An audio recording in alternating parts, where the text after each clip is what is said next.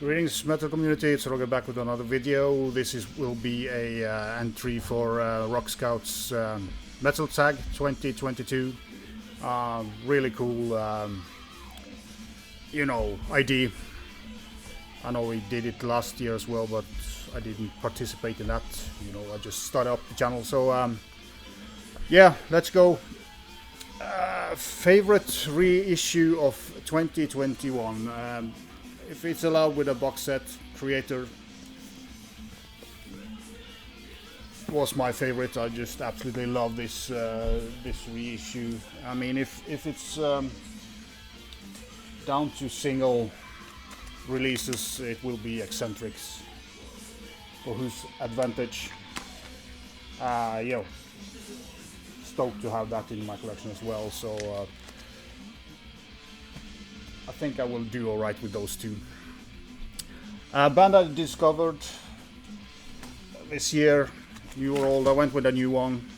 Didn't discover as many old bands this year, but Mystic Storm from Russia was one of those that came out of nothing for me and blew me away with great 80s thrash and great female vocals as well. An album with an outstanding vocal performance. Well, it was easy for me, being my favorite album and my favorite vocalist, Sanctuary, Refuge Denied. Just love his range on this album. It's fucking brilliant singing. And as I said, it's my favorite album with my favorite heavy metal vocalist ever. So that was an easy question. Gap filler, an easy one as well. Hypocrisy, Catch 22. Not a very good album, but I love Hypocrisy. So yeah, that was very easy. Cheap pickup. Had to think about it a little bit, but then I remembered I got a vinyl for free, and you can't get it cheaper than that. So Force, Norwegian hard rock band. Don't remember how it sounded like. Probably not my cup of tea, but it was for free, so I can't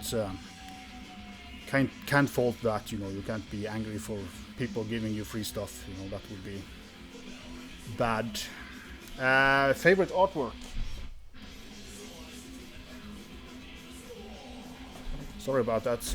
My vinyls fell down.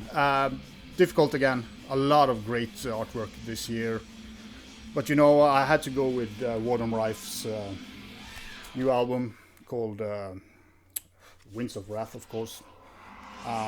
Just love this whole package, with the slip frame, if you can say it, and very cool artwork, very well done all over the place. So yeah, it had to be this, but as I said, there was a lot of great artworks this year, so I'm sure there will be a lot of cool artworks in these videos. 2 albums destined to be cold. No, that was not. Favorite track. Yeah, favorite track, of course. Where did I put that album? Question 7. Favorite track of the year. Had to go with one of my top 2 albums this year, and Necromantheon, title track, The Visions of Trismegistos. Absolute killer song, and the whole album is killer. It's just, I'm an old man, but I feel the urge to mosh pit when I hear this song. So yeah, that was the favorite track. Then a song that has become an earworm over the years, and first I thought it was kind of an annoying song, a song that I shouldn't like, that popped into my head, but I don't have a lot of those. But one that's always popping up in my head is Gypsy Road from Cinderella, Long Cold Winter. I mean, that song pops it up in my head several times every year, and won't leave. So catchy refrain, and a good song. So don't mind to have that in my ear, or in my head. But yeah. Question number 9 was 2 albums destined to be cult.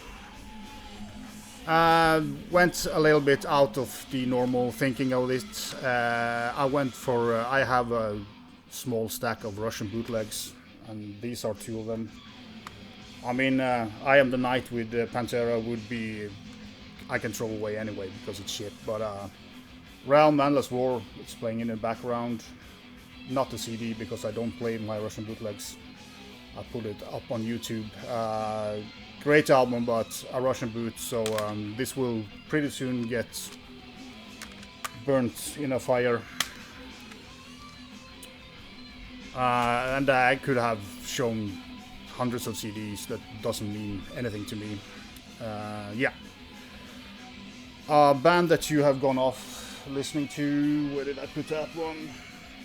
It has to be Amon Amarth, because I was a big fan for a long time, but kind of around this album I felt they stalemated, and yeah, I haven't listened much to Amon Amarth this last couple of years, and I will probably get back to them because they have done some great works, but yeah, Amon Amarth is kind of just flattened out for me now lately. A 90s recommendation. That was a tricky one. There's a lot of great albums in the 90s that I haven't seen people show or talked about, and I wanted to do not like a very familiar or band that everybody knows. So I went with Phlebotomized from the Netherlands or Holland. The album is Immense Intense Suspense from '93, I think it is. I can show you the CD. It looks like, there you have the title. The logo is impossible to, and this is kind of, yeah, they haven't released a lot of good stuff, but this album is killer. It's kind of doom death. The first song here has fiddles and everything, and has kind of that My Dying Bride feel to it, but in a more brutal way. So show a 7-inch that sold an album for you or whatnot. Had to think a lot about this because I couldn't quite think of one, but then I flipped through my singles, and the Napalm Death Analysis Paralysis from the Utilitarian album. I think, I don't remember, I've been kind of slightly off Napalm Death for a long period, but when this came out I just went and pre-ordered the album, and great song and great album. Name an epic song. Another over 8 minutes. That was also a difficult one, but one of the bands that popped fairly quickly into my head was Bathory.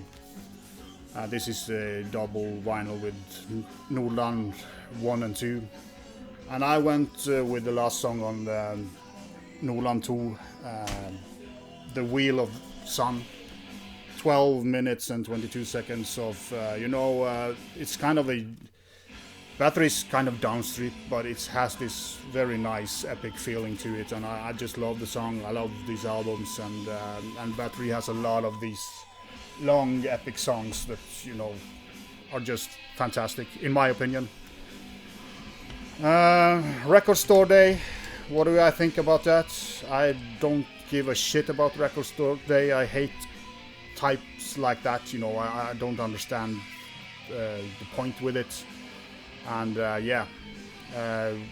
never been to one, never shopped a record on it, Record Store Day, and a lot of the hold-ups in vinyl industry now is kind of due to Record Store Days and stuff like that, because there's a lot of crappy albums that are being released just so they can sell out.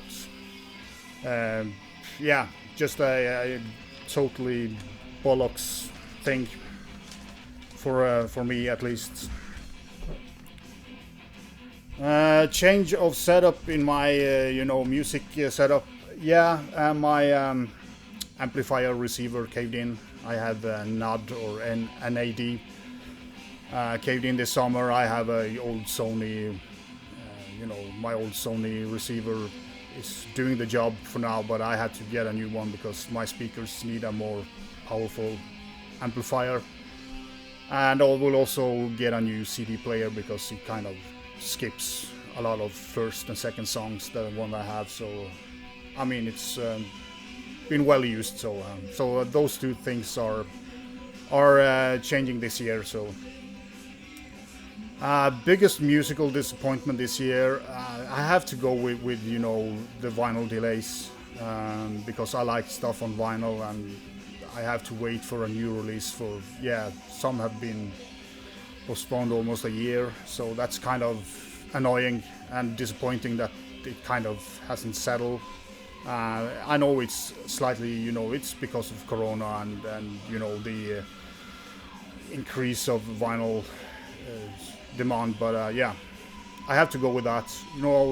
If I look overall, I'm of course very disappointed for all the bands and people that are the places that bands play, the loss of money, and that is also, but that's not for me. But if I had played in a band, that would sure be the most disappointing thing in the year, that you can't go back to touring and stuff like that. Number 17 album that I'm looking forward to in 2022. There are several. Of course, in the YouTube world, of course, Consecration and Enchantment are two of my very high anticipating albums. But I need to go with Immolation, because Immolation is my favorite band, and Acts of God, which is coming out hopefully on vinyl at some point this year. Who would I like? I mean, what kind of person would I like to do a solo album? I don't have like, if certain people would be alive, like Ronnie James Dio and Warrell Dane and stuff like that, I would say one of them. But I really would like Don Swane to make a new album under the moniker Edge of Sanity, a proper death metal album. I would love that, but it's a difficult one because I'm not. Solo albums are more for the softer music styles, and I'm not like, looking forward to a black metal vocalist doing a solo album, because black metal is solo. So, whatever. On to the next show or placeholder album you want to rebuy, get in better condition. That was pretty easy in a way. Not that my vinyl plays fine. It's just Metal Church The Dark.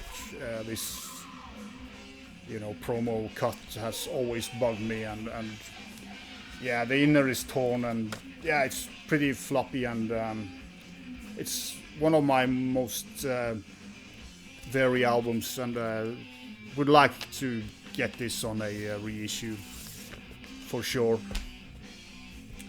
And then the last question, because of cost or availabilities, what album I would like to or I've not picked up yet, and there's a lot really, but one that came out pretty early was Stargazer from Australia, a black and death metal band with psychic